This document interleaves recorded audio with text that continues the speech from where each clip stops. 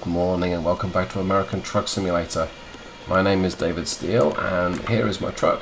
Today we are in a Mack R with a sleeper, not that dissimilar from the one that I had the other day.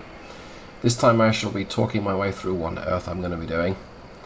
And this Mack R is going to be something of a trigger truck, and I'll explain in due course. But we are testing a couple of things, possibly your patience.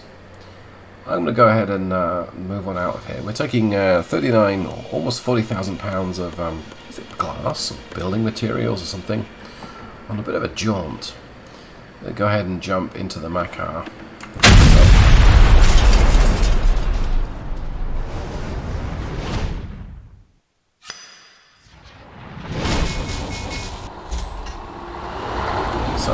Okay, let's go ahead and pull ourselves to slow down a little bit. Right. Trigger truck. Yes. Because this Mack R is not running a Mack drivetrain. In fact, it's running anything but. It's got a Cummins ISL9, 2013 vintage engine. I'm supposed to stop here. I'll go ahead and stop. And it's paired up with an Allison automatic transmission. It's a 750. Is it a DRD? Or it's the 5-speed automatic? Take my exit here with a 325 rear end, so it is fairly short, and as you can see it's a little compromised. That's okay, it's compromised by design. What I really wanted to do with this combination is just make sure that there are no really bizarre oddities with this engine. I am testing this engine, I'm working on it. I want to release it into the Steel Productions engine pack. Link to that will go down below. And if I remember, or if I know how to, a swanky little logo on the top. Let's go ahead and pump it up to 65 on the cruise control there. Yep, so it's selected 5th at 45 miles an hour. This is not the most powerful ISL. ISL9 I should say.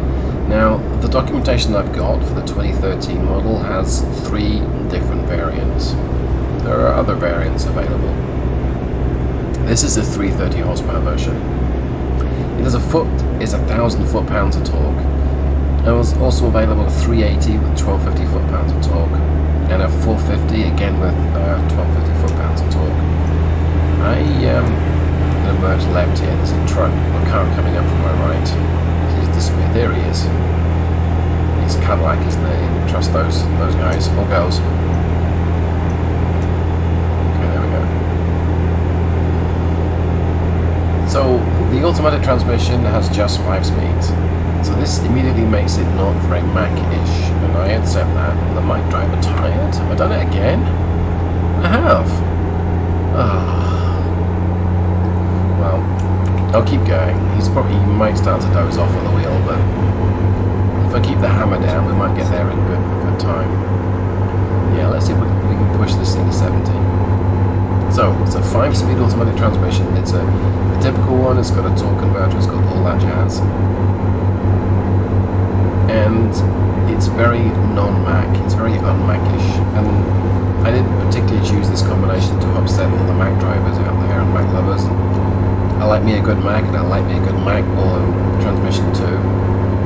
But I needed a test bed just to check that this transmission would not just fall apart. I mean, okay, it did take me to 2,100 revs before shifting up. But the ISL9 is it's a medium bore. It's a 9-litre class. I think it's 8.9 litre capacity. Diversion here. Let's be aggressive. Back on the power and just change lane. One Mustang.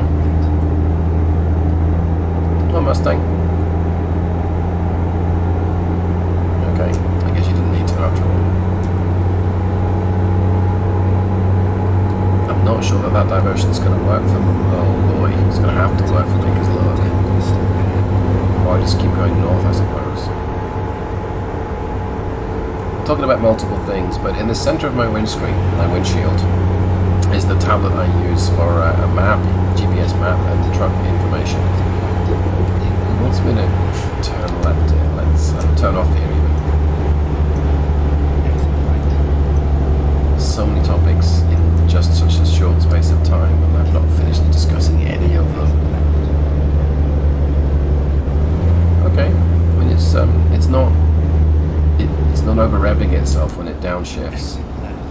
And I did tell this engine to force a downshift when I use the engine brake. It's quite a small engine, like I say, it's 8.9 litre. Now the ISL9 is now being replaced with the L9. I think it's just a name change and some emission standard improvements. But there's also an ISL, which is the forerunner to the ISL9. Let's see, second to third one's 2100, 2200 revs, wow. Okay. I'm going to tap resume on cruise and see if we can take this exit. And if we can't, I'm just going to have to keep going north.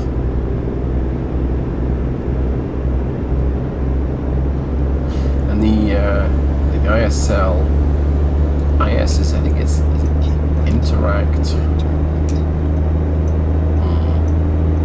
I don't know what the S stands for. ISX, ISL.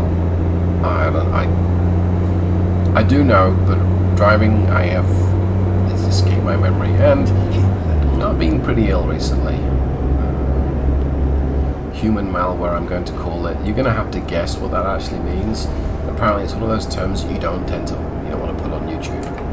Looks like the road is clear, so let's get the cruise back up to 70, like so. And we're losing lots of speed, so let's see if it downshifts to 4. Yep, it does. Still bleeding speed. Excuse me, still driving like a chump. Keep it on the road though.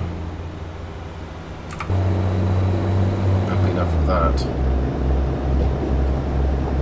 I really want to change lane. Is this white car going to let me in? Well, I'm going to make him let me in. It's probably a Prius anyway. Okay. Yep, there goes the whole screen fading to black because my driver's tired. And I'm waiting for the truck to accelerate past 53. There we go, 54.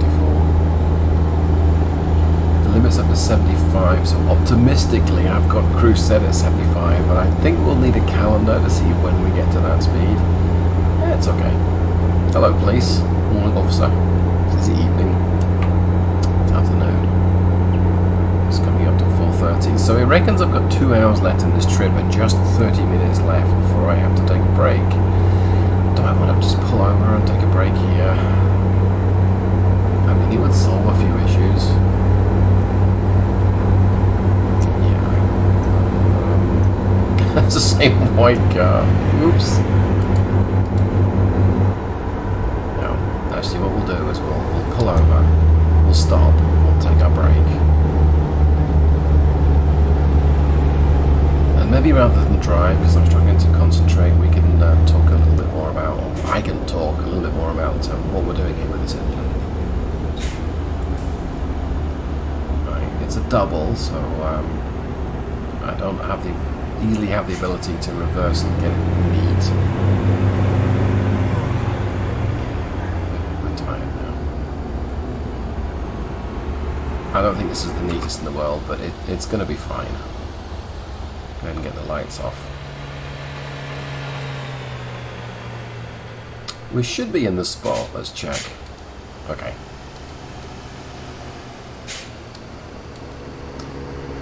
Let's put it in neutral. So I'll go ahead and turn off the engine and let's jump into the back of this, because we can do that with this model.